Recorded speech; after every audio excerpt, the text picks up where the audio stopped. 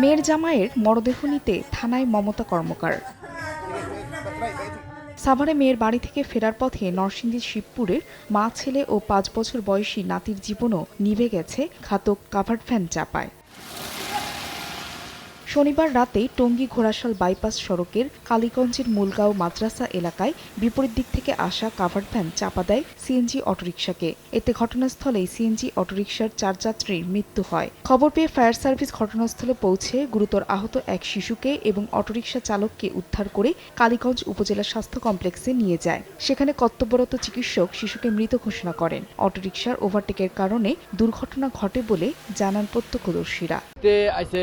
Auto সিএনজিটা আর গোয়াহাল দিক দিয়ে ট্রাকটা, হ্যাঁ আইসা এই দুইটা মনে হয় একটা গাড়ি ছিল, পরে এই গাড়ি সেইটা ওভারটেক করে ভাড়া গাড়ি তুলেছে, পরে এইটা যাই তুলেছে, এটা যাইয়া মনে হয় এই গাড়ির একটা সামনে ডাইন পাশে মেরে দিল। সিএনজি ওটা মনে করেন সামালতে পারছে না, ব্রেক না হইয়া ওই ডামটাকের ভিতরে ঢুকে আসে, তখন ডামটাক মাইরা দিয়া ডামটাকে চলে গেছে গা।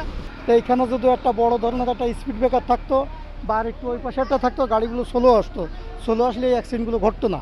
এই ঘটনায় প্রাণ আরএফএল-এর কাভার্ড ভ্যানটি জব্দ করা হয়েছে।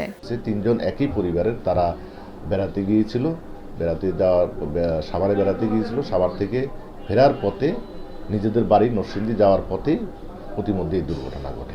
দুর্ঘটনায় গুরুতর আহত সিএনজি অটোরিকশা চালককে ঢাকা মেডিকেল কলেজ হাসপাতালে ভর্তি করা হয়েছে। সময় সংবাদ, গাজীপুর।